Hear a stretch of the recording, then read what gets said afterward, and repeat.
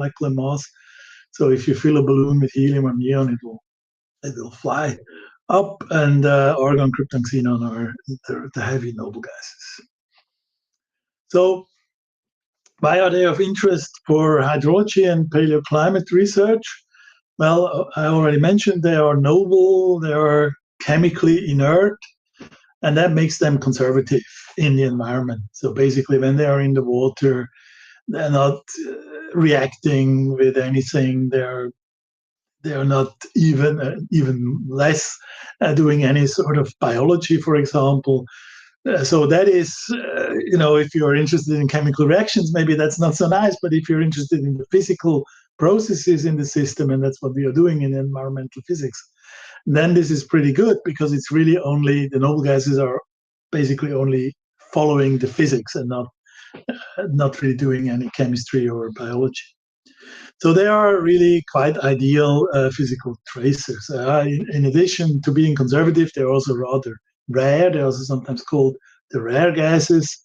So they are also not, in high concentrations, they're not changing any properties of the water, for example. So they're not influencing the system too much. That's also good as a tracer.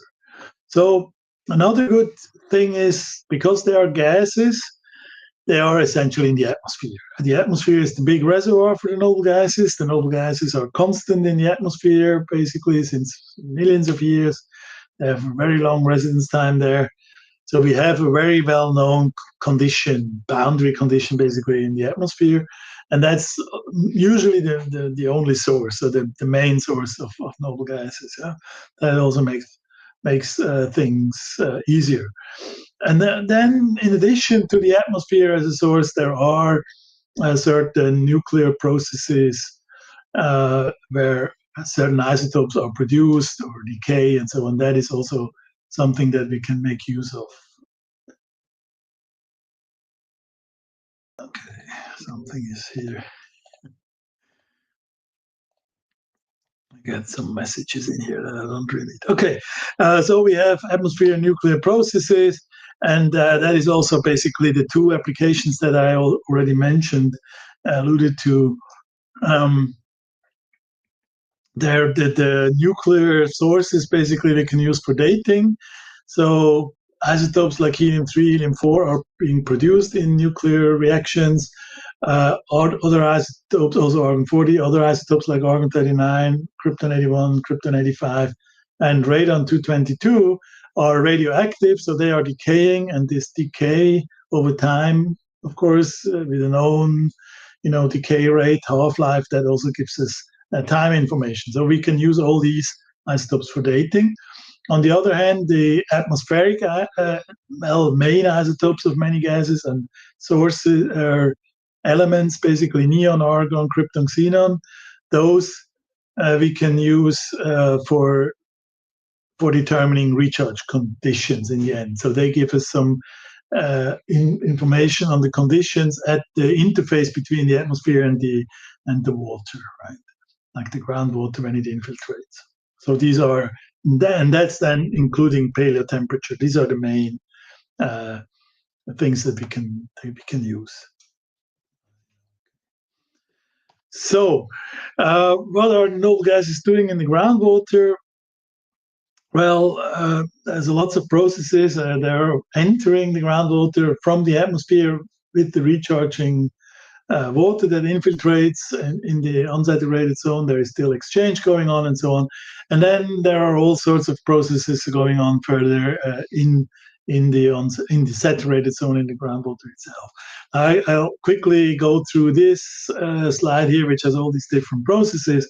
So one important process is this first equilibration happening right at the groundwater table, or also at the surface of a surface water body like a lake. And there, the concentrations of noble gases that we get in the water are essentially dominated by or described by the solubilities, and the solubilities are temperature dependent. So temperature is a major factor that influences how much gases we get dissolved in the water, and this is what we use then for temperature reconstruction. We will look at that in more detail later. Here, this is just as an overview. So we can look at the surface conditions via the solubility and the temperature dependence there. And then there is also, when the groundwater infiltrates, there are bubbles sometimes included and dissolved, and that leads to something that is called excess air, which is actually a bit of a nuisance for determining the temperatures. So this is a bit more of a technical detail that I will not address here in this presentation. But sometimes we can also learn something about the system from this. There is also potential for gas loss when bubbles are formed in the groundwater, so-called degassing. But again, this is more of a special feature. But then we have all these production of isotopes that I already mentioned, radio or radiogenic isotopes in this case, or also radioactive. So one of these isotopes is radon-222 that is being produced in the decay chain of uranium-238, then radon that leads to radon and radium first and then to radon. And this is a short-lived radioactive isotopes, only like 4 days half-life. And this can sometimes be used to look at very fast processes, like, for example, the groundwater surface water exchange processes, because it's produced in the soil, in the rocks, so in the matrix of the aquifer, and it's basically not contained in the atmosphere and not in surface water. So you have a strong signal when groundwater enters the surface water, it has a lot of radon. But I will not go further into radon here as well. The other isotope that is being produced in these decay chains, which are, there are lots of alpha decays going on from uranium down to lead in the end. And there is everywhere where I have these orange boxes here, there is an alpha particle being produced, which is nothing else than a helium-4 nucleus. So there is lots of helium-4 being produced in the subsurface, in the rocks. And this helium-4 is then also accumulated in the groundwater and can give us some age information as well. But also, I will not go much into this. But I will go more into the other isotopes, the radioactive isotopes, in a way that due to their decay give us time information. Like, for example, the tritium, this is not a noble gas. This is a hydrogen isotope, which is in the water itself, but it decays into a noble gas, helium-3 noble gas isotope. And so this increase of helium-3 as tritium decays, that gives us time information which we can use to look at the groundwater flow velocity, mixing processes in the groundwater, or also in lakes. Or also the recharge, how fast is the recharge and things like that. There are also other tracers like CFCs, SF6, and so on that can be used for time information. Krypton-85 is another noble gas radioisotope that is useful in this context, but I will not go into all of these. Finally, there are two a bit longer-lived noble gas radioisotopes, krypton-81 and argon-39, and they are both, again, just due to their decay. So they enter the groundwater from the atmosphere where they are being produced, and then the decay gives us this time information that we can make use of. And I will show you some examples for this process as well. Okay, so we go first into the dating applications. So here we have an overview of all the different isotopes that are, or not only isotopes, traces that are available for dating in groundwater, but also in lakes, in the ocean. This kind of methods are used. And there are different types here, dissolved gases, water isotopes, and so on. But quite a large fraction of these are actually noble gas isotopes. These are the orange-colored ones, and we already mentioned radon-222 on a very, very short time scale, on days to weeks. This is not so much of interest. I will not go into that more, at least now for me. I haven't worked so much with that. Then there is krypton-85 and tritium helium-3, where helium-3 is the decay product, which is, both of them are useful on the time range of decades or years to decades, up to 50, 60 years. There are a range of other isotopes there as well, or other traces. But these two are really, really good. I would say they're really reliable dating tools in this range up to 60 years or so. And then we have argon-39, which covers a range where there is not so much else. And we have helium-4, which is the accumulation of helium-4, as I mentioned, which is also nice because it actually covers a rather wide range. It's essentially good, mostly good for rather old waters. But it's usually only a bit of a qualitative age indicator, not so you can't really calculate a strict age from that. And then, argon-39 and krypton-81, these are the two cosmogenic isotopes that decay with time, and this is very useful for dating, like C14 also and chlorine-36. They are working in a similar way, but the noble gases have their advantages because they are conservative, as I mentioned, and they have these well-defined boundary conditions. So overall, noble gas isotopes here all over the place, for the entire dating range, basically from very young to very old, and very old means here up to 1 million years or so. All of this can be dated with these noble gases.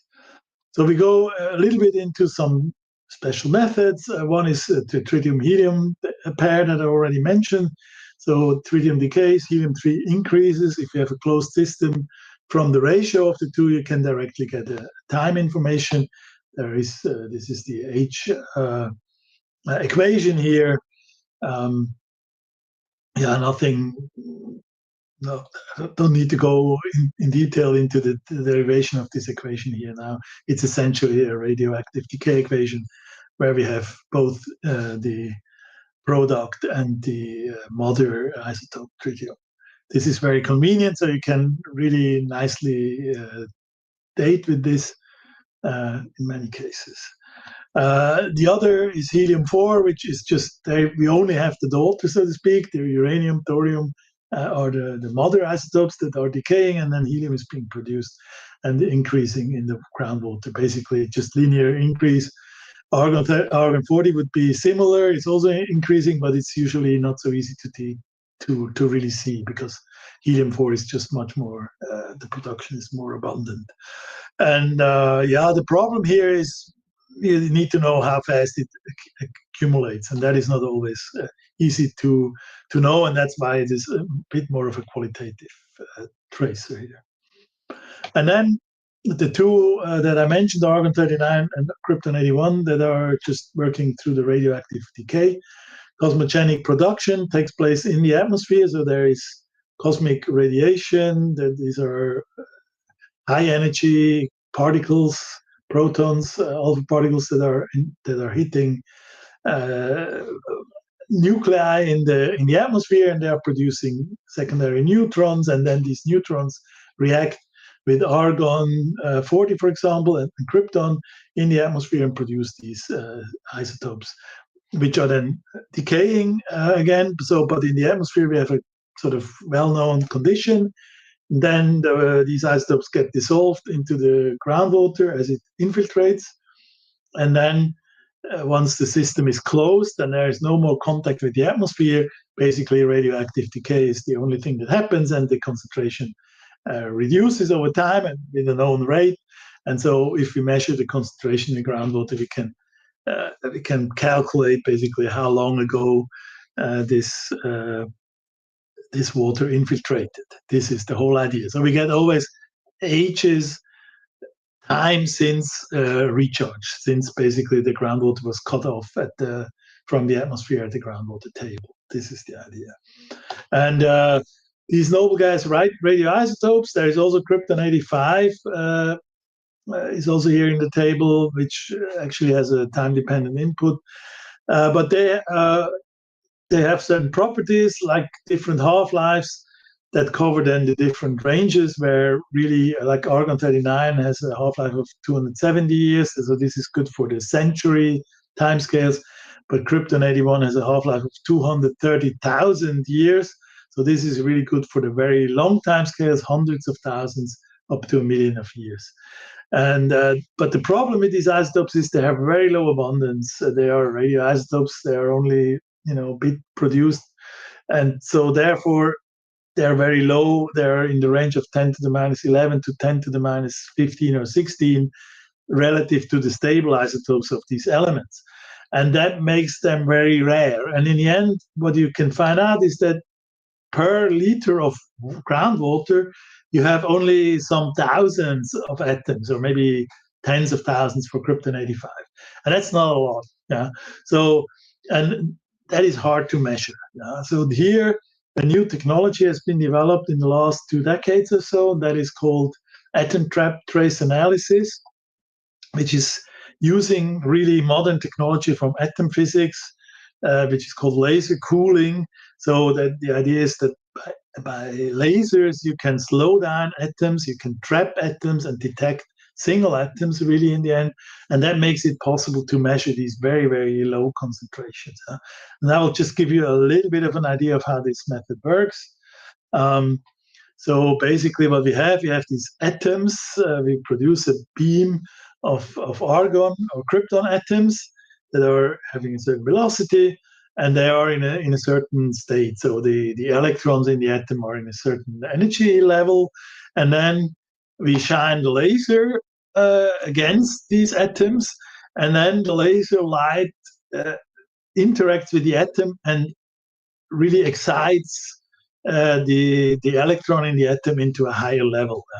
And this is done, the momentum of the laser light, of the photons, is actually absorbed by the atom. So the atom gets a little kick and is slowed down. Like this, you can say this is kind of similar as, you have a car moving towards you, and now you shoot tennis balls against the car. And each time you hit the car, it is slowed down a little bit. The question is, can you hit it enough to really make slow down so much that it stands still? And indeed, you would need a lot of tennis balls, of course. And that's the same here. You need hundreds of thousands of photons in order to slow down the atom and finally trap the atom. But that is possible.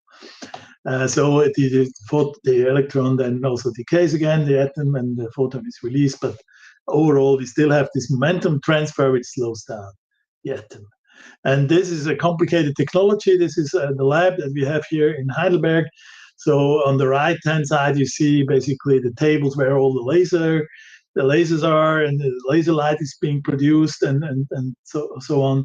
And on the left-hand side, you see where the instrument where the atoms are brought into this state, and then this long copper tube that you see. Basically, there is a magnetic field there, which is needed to make this slowdown possible in the end. And then finally, at the back end here, we have a trap where single atoms of argon-39 or krypton-81 are then captured, and they are there maybe for like half a second or so.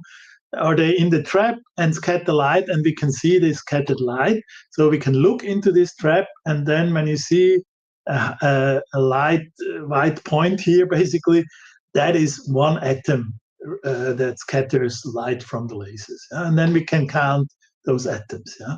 So, okay. And so this gives us in the end the possibility to measure these very rare isotopes and then learn something about the age. Okay. So I will now just give you a bit of a few applications of such isotopes for groundwater dating. So the first is a multi-tracer groundwater study that we conducted in southern Oman, so at southern end of the Arabian Peninsula. That is a coastal plain there. Behind there is a city in the plain, of course, agriculture going on there, and behind there is a rather high mountain range. And so here you do have some precipitation because the storms are coming from the Indian Ocean and then raining out on these mountains, and so you have recharge going on there. Behind the mountains, there's basically a desert. So, but this is obviously then the groundwater there is very, very important for the people there. It's a very precious resource for their agriculture and everything. So the question is, of course, how this system works and so on. So what we did there was measuring several isotopes and tracers, and actually they include also, like what I mentioned before, CFCs, SF6, also C14, as a dating tracer. These are the non-noble gases. But then for what we also did here was the stable noble gases, so helium to xenon. And you see here how they are collected. So for stable noble gases, we collect water, about 20 milliliters of water in a copper tube. And then we attach that to a mass spectrometer, to a vacuum line here in the lab, and we measure helium, neon, argon, krypton, xenon concentration, so we can get the temperatures. But in this case, we were mostly interested in helium-4, also for dating purposes. And on the other hand, in this case, we did argon-39. That's this noble gas radioisotope that I mentioned. And here we need a bit larger, because there's so little of these isotopes. They are have so low abundance. So we collect about 10 liters of groundwater in these propane gas bottle that you can see here. So we put like around 10 to 20 liters, or we can also do 5 liters into such bottles. For Krypton-81, you could do similar, but you would need a bit more, maybe 20 to 40 liters. But sometimes then you do degassing in the field and you just collect the gas. Anyway, so we took all these tracers, and we took several traces, because that is important when you do a dating, that you get good information, because there is often mixing going on in groundwater, and that if you have only one tracer, that is sometimes not so. It doesn't give you such a clear information. So here, the question that we were asking basically is, what is the age distribution of the groundwater? Do we have large fractions of young water, old water? And this is called transit time distribution. And one way to do that is that you have several such dating tracers, like C14, argon-39, CFCs, and then you plot two traces against each other. These are here shown for two of these tracer pairs, including argon-39. And then you can do different models of how the mixing goes on. And then, the measured points should, if such a model is correct, they should lie along such a line, like the red or green or orange line here. And you see most of the data points, the black points basically are the crosses with the arrow bars. They don't really lie along those lines, or only partly. Some of those are really lying along this black dashed line, which is just a mixing line connecting a very young groundwater, which is in the upper right end, where you have high concentrations of these tracers, with very old groundwater, which is basically at the origin of the plot 0, where you have no concentration of these tracers at all, because it has all decayed already. So you see here that it looks like there is a bit of a mixture between a young component and an old component. And this is then what we can also, in the end, quantitatively figure out by modeling such an age distribution. In this case, we took a simple model of an age distribution, which has just various age bins. So we are asking, what is the fraction of water younger than 20 years?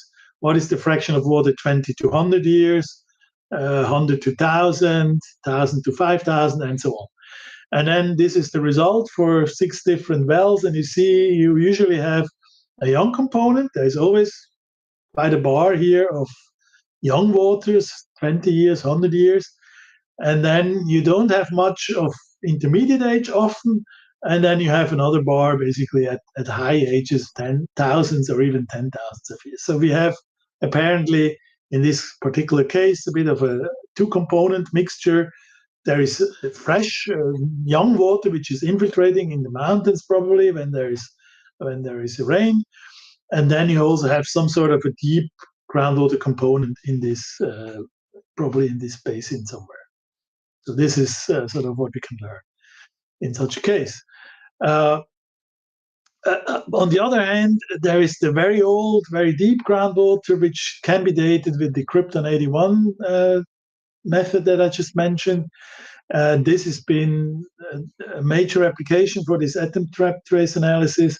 And here I just show the classical, this is the first paper that was published with this method 20 years ago, where they detected ages here in the desert of Egypt, Krypton 81 ages that went from 200,000 years up to 1 million years. And basically, you can see an increase along the expected flow lines. So you can really show that this deep groundwater has been in the subsurface for very, very long periods of time. Similar measurements have been done a little bit further to the east here in the Sinai Peninsula, which is Egypt and bordering to Israel. And most of the samples here actually are coming from Israel side. So Israeli colleagues have done this kind of research and have also used the Krypton 81 isotope here. And you can see in their plot on the right, at the right lower edge, you can see the numbers for the different wells, or these points are indicated with different colors.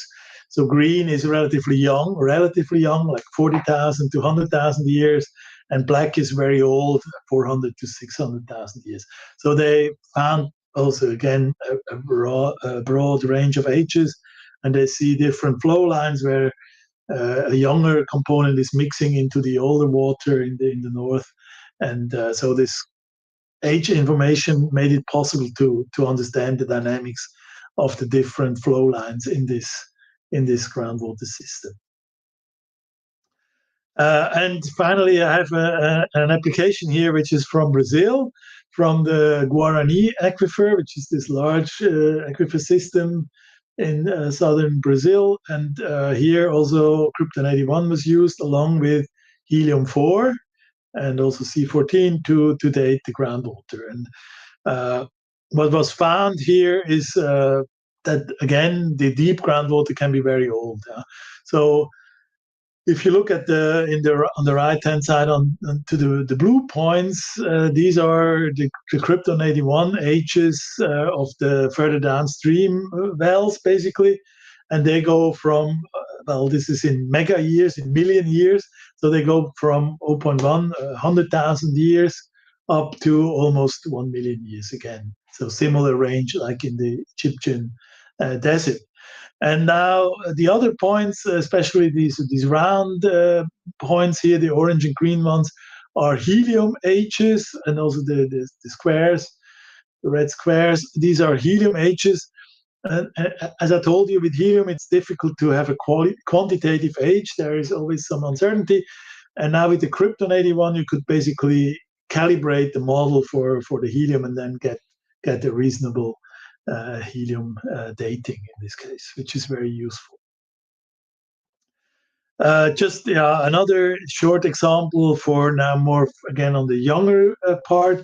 This is the North China Plain aquifer. Again, this is coastal plain, very large aquifer, very deep groundwater as well. And here, the major problem that you are addressing here is that there is a large decline of groundwater tables. So there's a lot of groundwater pumping going on, and we have nowadays a groundwater table decline of about 1 meter per year, which is not so unusual in many places of the world where a lot of irrigation is taking place. So this is, of course, a problem, sustainability problem. And what you want to know here is like how much groundwater is recharged, then this gives you an idea of how much water you might be able to sustainably use. And so we looked at this plain cross section, basically from the mountains in the west to the sea in the east. And so going along this transect, we have increasing ages. So at the beginning, just at the foot of the mountains in the Piedmont plain, we can use tritium helium, and so we have very young waters, tens of years. And then further down, we can use C14, that's in the 10,000s of years. And at the very end, near the sea, other people, not this, the other part is a study that I did, but not the Krypton. Later, Krypton 81 was also done that produced then ages again up to 1 million years in this coastal plain. So we are looking here for the recharge area where we have the young ages, which we could do with tritium helium-3. And what we found there is that the age increases more or less linearly with depth, or depth below the groundwater table. So the further down you go, the older the water becomes. This is kind of logical if you have a vertical recharge velocity. So basically, this gradient directly gives you an estimate of the recharge velocity, which here comes to about, or the vertical water velocity in subsurface comes to about 1.5 meters per year here. And that is then, of course, the porosity. You have to take the porosity into account, and that's maybe 30 centimeters or so per year of water that enters the subsurface. And that's then one point for the groundwater balance in this area. Okay, so finally, I would like to also come to the noble gas temperatures, this application that I mentioned, the paleoclimate application. So here, the principle of this method is illustrated a bit. So the idea is we have, again, groundwater infiltrating into the unsaturated zone. There is still exchange with the soil air, and then equilibration takes place, and the equilibrium conditions are then set at the groundwater table, where the concentrations of the noble gases then depend on the temperature there. And the temperature at the groundwater table is usually quite close to the mean annual air temperature, right? At the surface, you have, of course, seasonal temperature fluctuations, but as you go down, if you go a few meters down, then the temperature in the soil becomes more and more stable and close to the mean annual temperature. So we have quite some strength here of this method. It is the solubility temperature dependence is a physical proxy that you can really quantitatively make use of, and it's also quite sensitive. This is shown here in this temperature solubility graph, that the xenon concentrations really decline like about 4% per degree Celsius of warming, at least in the cold range, and so we can measure that with a precision of maybe 1%, so we can resolve a quarter of a degree centigrade Celsius temperature change. So we are quite sensitive. Also, the noble gases are insensitive, of course, to biologic chemistry, as I mentioned before, and we record the mean annual temperature because of this soil temperature being close to the mean. So this is good to really get long-term mean temperature conditions. There is also weaknesses, of course. The dating of the groundwater in order to have a temperature history can be difficult, although we have all these methods, of course. Still, sometimes with C14, for example, which was the classical case, it's sometimes not so easy. And also, we do have mixing in groundwater, and that means we don't have like a very high resolution in age. We cannot distinguish year by year because that's mixed together. So it's in other records, in other climate archives, you have much more of a high resolution in time. This is not possible. But on the other hand, we get a good mean, like for a longer time period, right? So the idea is we use the groundwater, the aquifer as an archive. In the recharge area, the climatic history is imprinted into the water in the form of noble gas concentrations. So when it's cold, there is more xenon. When it's warm, there is less xenon dissolved. And then this groundwater moves through the confined aquifer, and it's basically not disturbed. It's just mixed a bit. And in the end, we pump it through wells, and the further down we go, the older the water gets. And so we get a time series. Yeah? And you can think of how far back can you get.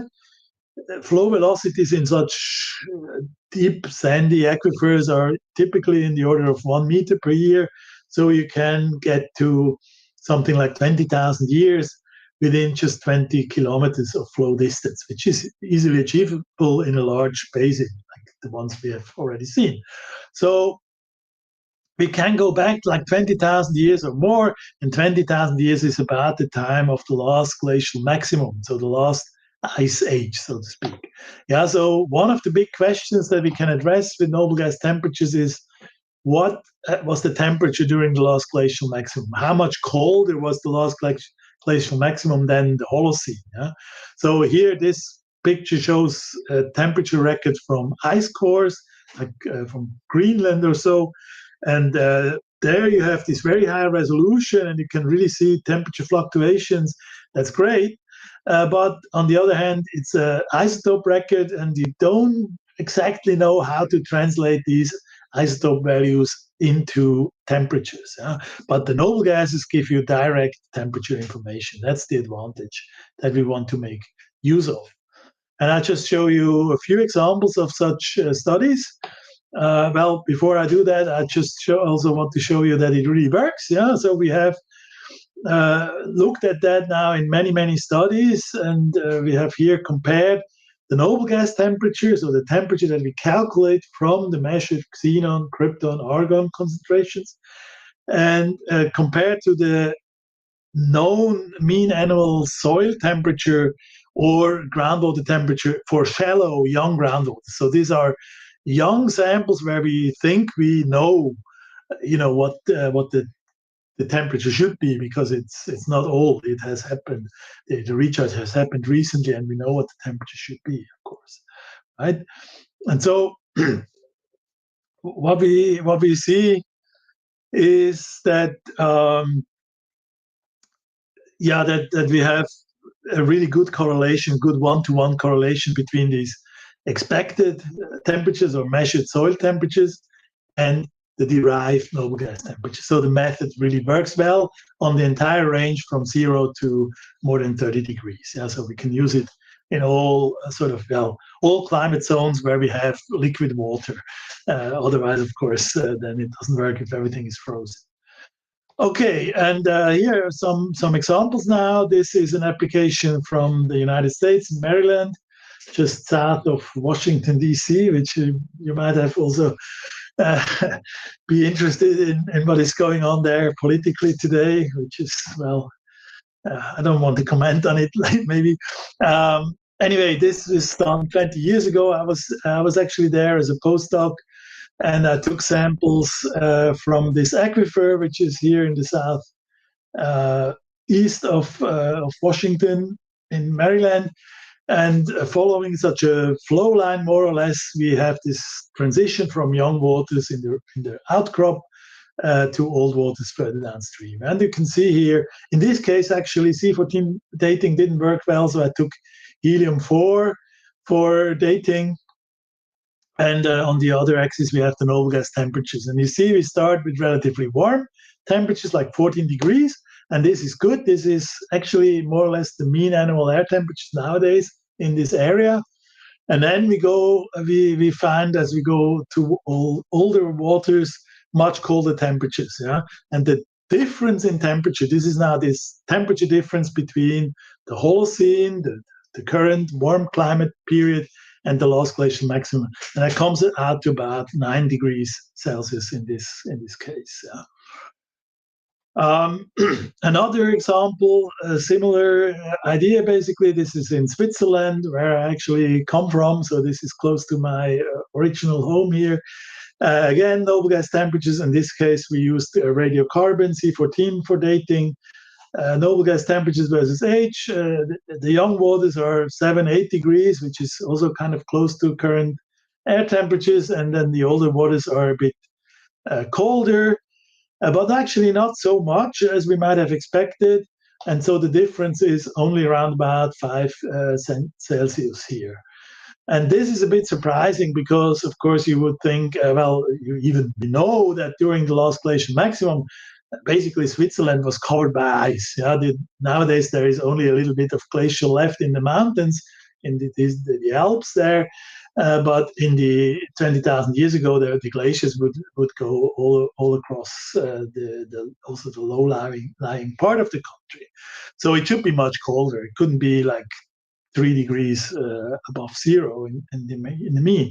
So what we find here is that actually there is a range around 20,000 years, which is the last glacial maximum range, where there is no groundwater. There seems to be no water infiltrated at this time. And that is understandable. It was so cold, everything was frozen, no groundwater recharge could happen. So in these very cold regions, sometimes we miss the coldest part, basically, in the groundwater, because there was just no groundwater formation during that time. And but another thing we could do here was bringing noble gas temperatures and stable isotopes delta O18 values in the water together and sort of calibrating the stable isotope thermometer with a slope here.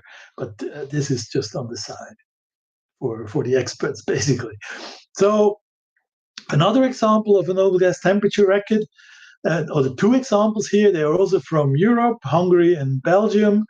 The blue points are Hungary, the red ones are Belgium, and both also show this transition, warm Holocene and then much colder later.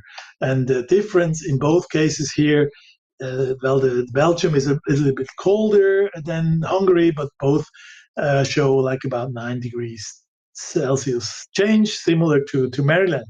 But again, if you look closely at Belgium, then there is actually a range here where there is no groundwater. Again, around about 20,000 years ago, there was apparently no recharge. And again, this makes totally sense. We know that it was actually much colder there.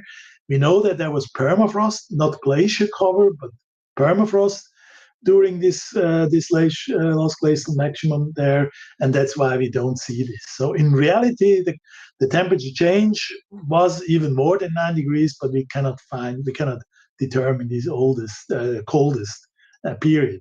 In Hungary, there was no gap. There we probably have the full range. And yeah, finally, I also have a noble gas temperature application from Brazil that might be of interest for you. This is really an important classical paper in the noble gas temperature science, let's say. And it was published actually already almost 30 years ago in Science. It comes from a place in northeastern Brazil, in Piauí province.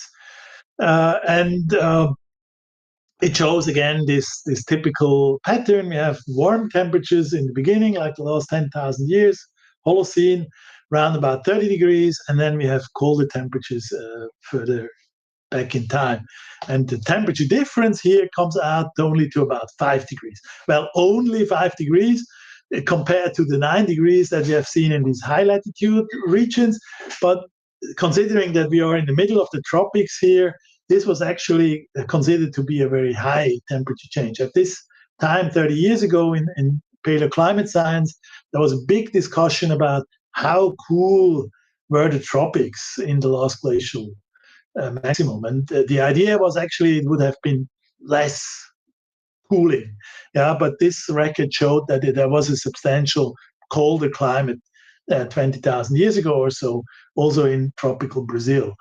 And this was quite important. That's why it was published in Science. Yeah, but if you look more closely, there is actually a bit of a problem with this record because there is this excess air that I mentioned, which is a bit of a problem to calculate the temperatures.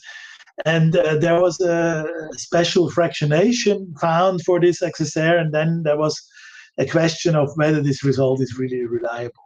And that's where I made a contribution about 20 years ago, or a bit more actually, 25 years ago, I have to say, where we found a new model to describe this excess air component.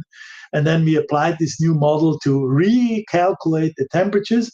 And what we found is that the new model gave us slightly cooler temperature than the previous model, but there was a uniform shift. So basically, both the young and the old groundwater, or the temperatures became lower, and the difference remained 5 degrees. So we confirmed that this is actually a robust result. Yeah. So tropical Brazil, that's what we learned from these groundwater records 20,000 years ago or so, was about 5 degrees colder than it is now.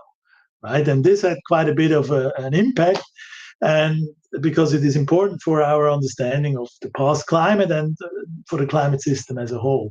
And so recently, together with American colleagues, many colleagues from distinguished institutions here, we could publish a review paper in Nature again, on many noble gas temperature records that have been taken all around the world. You can see all these points here on the map.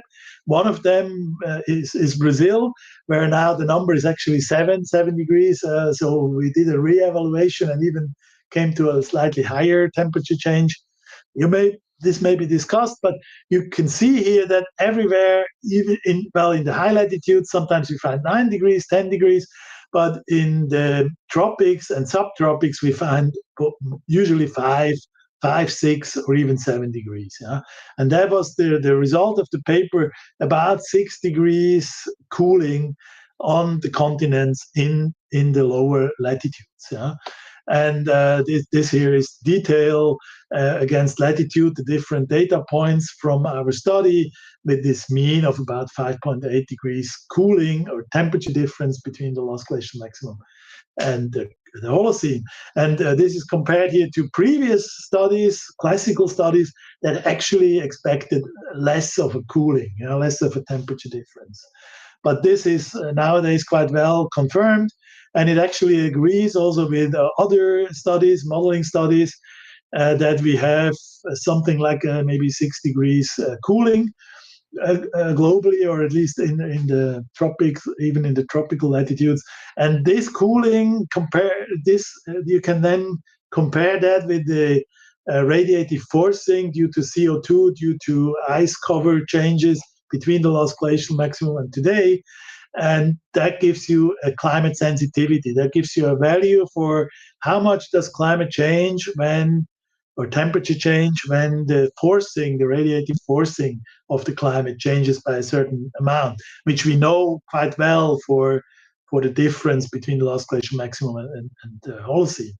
And using all these data, you come out with an estimate of this climate sensitivity of about 3.5 or so, maybe up to 4 degrees of warming for a doubling of a CO2. This is a very important number for climate models, for climate change, for predictions also of climate change for the future. And it's in the range that was expected, maybe even a bit higher. So it's saying, yes, the effect of radiative forcing of CO2 and other whatever we are doing to change the climate is really quite strong, and we should expect quite a strong warming if we continue to increase CO2 in the atmosphere as we do it today.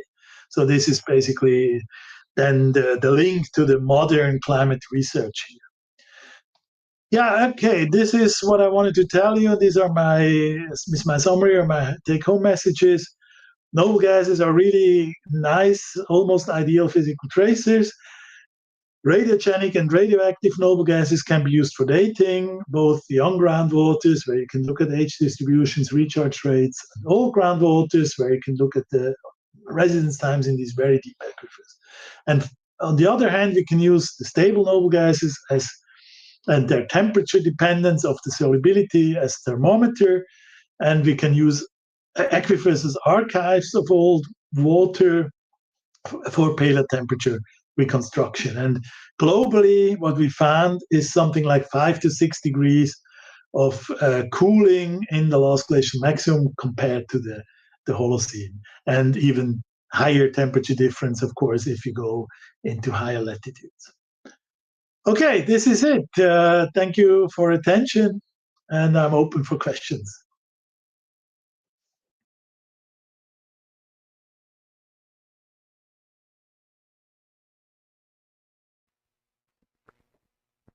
So, any questions?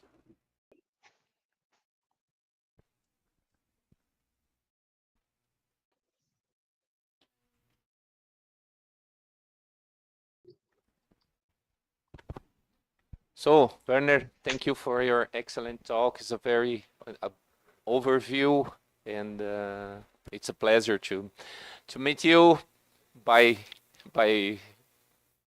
using internet. So it's good to hear. Sure.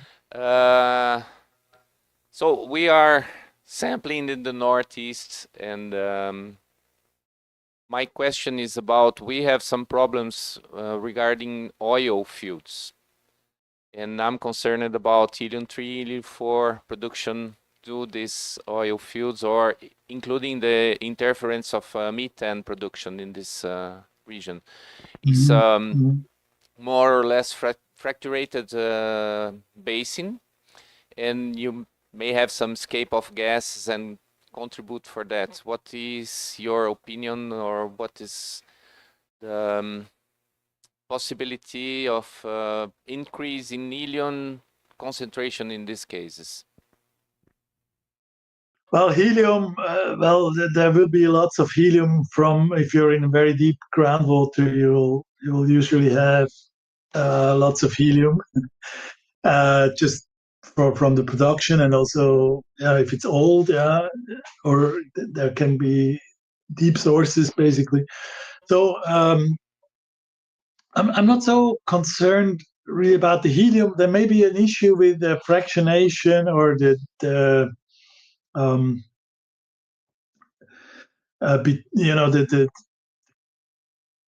how it's distributed between the water and the oil phase. Yeah, so certain gases, including helium, I think, would actually go quite easily into the oil or the hydrocarbon phase. So that might then change the sort of the signal that you find from the groundwater. Yeah? But I think that wouldn't even be my main concern. But if you mentioned methane, of course, and the formation of potentially even a gas phase in the subsurface down there, maybe, or in the wells when you lower the pressure, this would then lead to this degassing phenomenon that I showed here in this slide a little bit. So you form some sort of gas phase bubbles, and then of course the noble gases, and in particular helium and also neon, they really like to go into the bubbles. Yeah? So the gases will go there, especially the light noble gases, and then when you only sample the water, basically there's a phase separation, then the water is degassed, so it shows a lack of neon and helium. And then this can be difficult to interpret and to correct for, but sometimes it's still possible to then still, for example, derive temperatures and also ages, but it's certainly a complication. That is certainly true.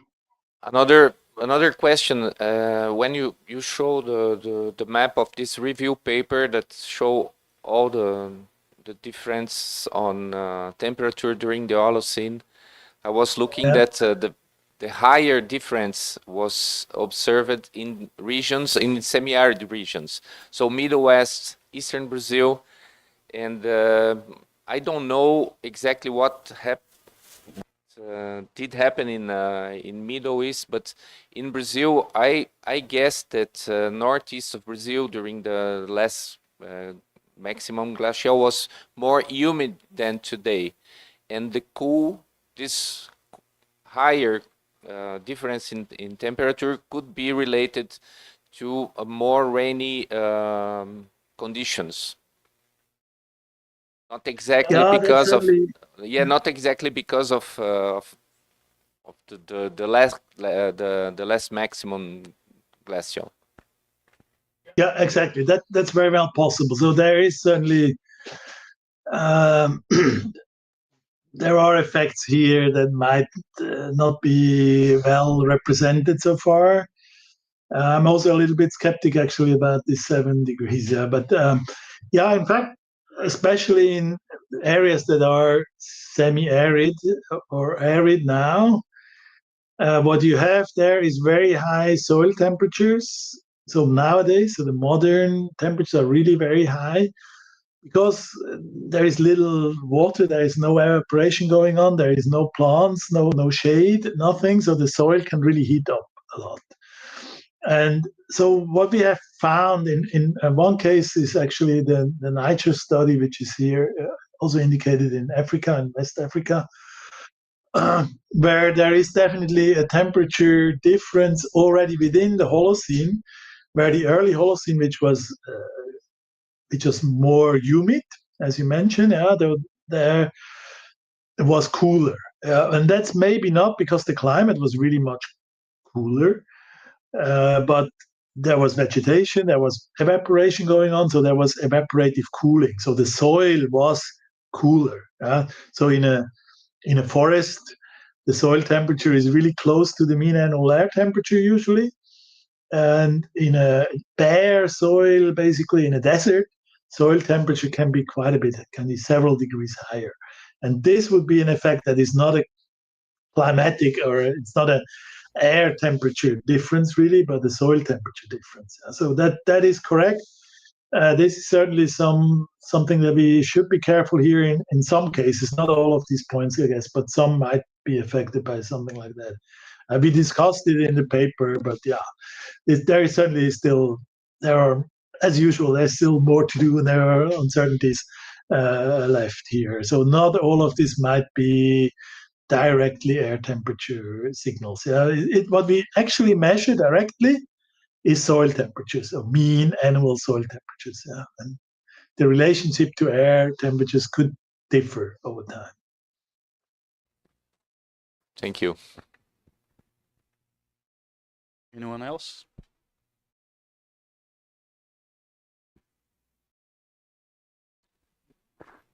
Well, okay, so thank you, Professor, for taking our time, to giving us this lecture with this great knowledge you passed us. And sorry about the mispronunciation on your name. My German is That's okay.